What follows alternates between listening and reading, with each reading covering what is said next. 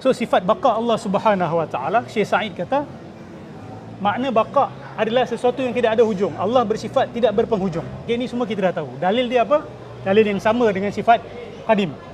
Wal awwalu wal akhiru wal zahiru wal batin. Allah yang paling awal, Allah yang paling akhir sekali. Okey. Sama juga bila dibincangkan, Ustaz, saya tak boleh bayangkan sesuatu itu wujud tidak ada hujung. Betul? Sama aja, sebab kita tak pernah mengalami dan indera kita tidak pernah melihat sesuatu yang begitu. Tapi akal kita boleh menerimanya. Indera kita saja yang tak ada memori. So to believe in something that you don't have a memory of is not easy, but it is possible. Dia bukan senang tapi boleh berlaku. Okay. Sekarang kita cerita sikit pasal al-qiyam bidzat. Qiyamuhu bi nafsihi ataupun al-qiyam bidzat. Allah tidak memerlukan selain daripada zat dia. Okey. Allah Subhanahu Wa Taala, kita baca. Hai. Innahu ta'ala ghairu muftaqir ila mawjidin yujiduhu wala ila mahallin yaqumu bih. Allah tidak memerlukan kepada sesuatu untuk mewujudkan dia, dan dia tidak memerlukan sesuatu untuk dia kekal ataupun berdiri di atasnya. Berdirilah maksud secara kiasan.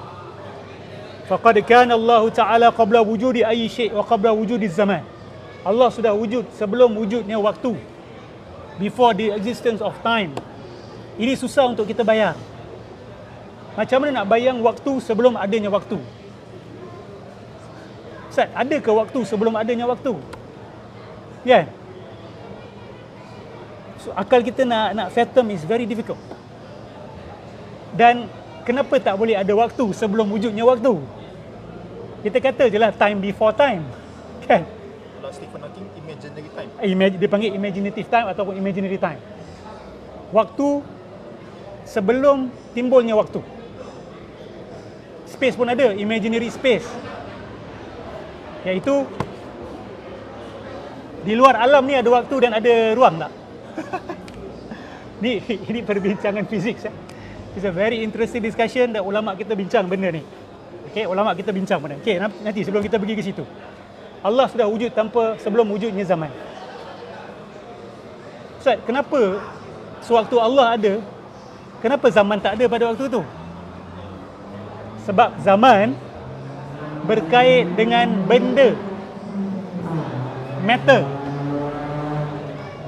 There can be no time without matter, and there can be no space without time and matter. Okay, saya tanya awak, waktu ni, apa takrif waktu saya? Kalau ikut ilmu kalam, panggil sebagai mutajaddidun ma'lum yuqaddaru bihi mutajaddidun mauhum. Satu perkara yang baru, yang sentiasa berubah-ubah, yang diketahui, yang digunakan sebagai pengukur untuk mengukur sesuatu yang berubah-ubah yang tidak diketahui. That is time. Contoh, pukul apa nak jumpa besok? Okay, kita jumpa besok selepas subuh. Selepas subuh. Tadi tak tahu kan pukul apa nak jumpa, bila nak jumpa. Tapi dipasangkan dengan subuh. Dan subuh itu adalah satu perkara yang berubah, yang dimaklumi bilanya ia.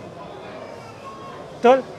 Jadi dikiaskan, dipasangkan perkara yang berubah-ubah yang tidak diketahui dengan perkara yang baru yang diketahui. Itu maksud waktu. Dia kena ada dua benda. Dia kena ada reference point. Tak ada reference point, awak tak boleh nak tell time. And time cannot exist without things, without matter. Without matter. And waktu juga tak boleh wujud tanpa space. Benda ni sangat-sangat penting untuk kita kaji sebenarnya. Sangat-sangat penting untuk kita belajar.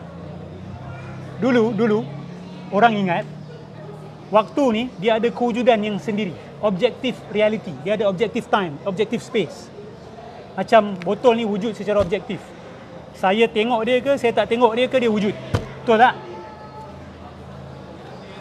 Tapi didapati bahawa waktu waktu dan ruang tak ada. Saya tengok kadang-kadang saya macam kenal orang tu. So, sebab tu saya terpusing. Bukan apa. So, Allahumma salli ala Muhammad.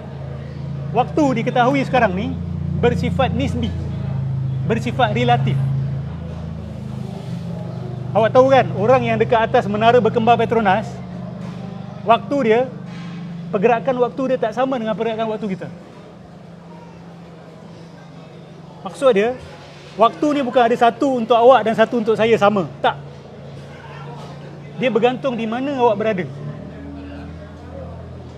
Orang yang duduk dekat Marikh, katalah berjaya pergi Marikh, patah balik, awak akan, you will age slower. Awak akan balik ke bumi lebih muda. Katalah ada twin, kembar siam. Satu tak pergi ke Marikh, yang satu stay, satu pergi Marikh, satu stay kat bumi. Katalah bila dia berangkat, umur dua-dua 20 tahun. So, bila twin yang kedua pergi ke Marikh dan patah balik, twin dia yang tak pergi tu akan jauh lebih tua daripada dia. He will age faster. Sebab jauh daripada gravity, setahu saya. Dia jauh daripada gravity. Time dilation. Nasyid. Benda ni crazy. It's a crazy discovery. You know, kita ingat waktu untuk semua orang sama. Tak. Dia bergantung di mana awak berada. Nampak tak perkaitan waktu dengan tempat? So time and space. Dan perlu ada objek. Awak bergerak ke, batu ke, bola ke. Di mana atas? Di mana atas? Tahu tak atas tak wujud? Tahu tak bahawa kekanan itu tidak wujud dan kekirian itu tidak wujud? There's no objective space. There's no objective direction. Semua relatif. Bergantung di mana awak berdiri. Bergantung arah pusingan badan awak. Boleh tak kita kata ini atas dan sama untuk semua orang? Tak. Orang di bawah bumi, ini bukan atas, ini bawah. Betul? Ini kanan saya. Tapi bagi awak, ini kiri. So, di mana kekananan? Dia bersifat nisbi, dia bersifat relatif. Sebab tu bila sebut Allah atas, di atas tu kan, it's not as simple as people want it to be. Sebab arah itu tidak ada arah yang bersifat objektif. Time pun tak bersifat objektif, arah pun tidak bersifat objektif, space pun tidak bersifat objektif. Kita nak faham alam ni dah pening kepala dah. Ni boleh pula nak kata Allah begini, Allah begitu tanpa wahyu. Siapa kita? Siap boleh sebut apa di dalam diri Allah? Kan? Saya sudah bersatu dengan Allah, sudah merasai Allah. Apa ni? Hang time and space pun hang tak tahu. Kan? Menarik kajian ni. Kita perlu lebih ramai orang Islam kita buat kajian bidang ni. Bidang kosmologi, very important. Fardu kifayah tu. Tapi orang yang belajar ilmu ni tidak disanjung dalam masyarakat kita. Kita ada fizisis dalam masyarakat kita. Boleh namakan saya? Prof. Syahari seorang. Ada lagi yang lain-lain. Orang tak kenal. Sebab orang anggap benda ni lekeh lah. Ni semua dunia aja. Mungkin dia lebih dekat dengan Allah kerana kajian dia tu, daripada awak salat tahajud 10,000 kali. Sebab Allah suruh, kaifa bada'al khalq fanzuru, tengok macam mana kejadian bermula. Allah suruh buat. So bila cerita kejadian, kejadian tu apa? Permulaan time, permulaan space, permulaan matter. Tu yang kita cerita minggu lepas tentang energy, kan? Yang kata energy cannot be created and cannot be destroyed. But energy cannot exist without matter. Energy is nothing but extension of matter. Dia adalah perpanjangan daripada benda. Tanpa benda tak boleh ada matter. Energy. Dan benda itu wujud bermula daripada Big Bang tu. Dan menerusi Big Bang tu wujudnya benda, waktu dan juga ruang sekali. Benda ni aja dipelajari dalam ilmu kalam.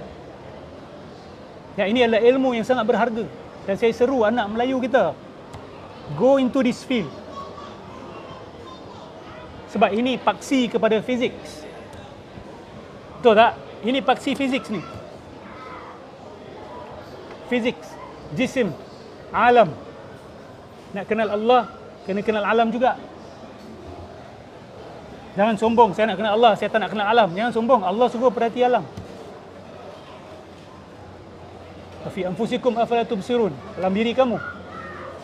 Sanurihim ayatina fil afaqi wa fil anfusihim. Kami akan tunjukkan ayat-ayat kami di horizons, in the world, and in yourself, hatta yatabayyana lakum annahu al-haq. Sehingga terbukti kepada kamu, ia adalah benar, ia adalah kebenaran. Nampak? Kebenaran, truth. Allahumma salli ala Muhammad. Sebab tu agama ni yang membuka disiplin-disiplin ilmu yang lain.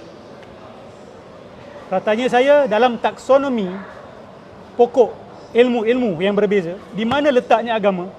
Agama letaknya paling atas. Daripada sini keluar falsafah, daripada sini keluar sains, daripada sini keluar sosiologi, dari sini keluar ilmu kejiwaan. It begins with religion. Agama bukan kat bawah. Agama bukan cabang falsafah. Agama lah pencetus kepada ilmu-ilmu ini. Menarik, satu hari kita cerita pasal taksonomi ilmu, sejarah ataupun peta ilmu. Di mana letaknya ilmu sekian-sekian? Di mana letaknya engineering contoh? Di mana letaknya ilmu kaji cuaca contoh? So kalau kita ada peta tu, baru kita ada bird's eye view of things. Baru kita boleh pilih nak pergi ke mana. Kita boleh arah, kita boleh ajar anak kita nak arah ke mana, mana yang lopong, mana diperlukan umat Islam, mana kekurangan kita. So taksonomi, peta ilmu sangat penting. Sangat-sangat penting sebenarnya. The taxonomy of knowledge, of sciences. Very, very important.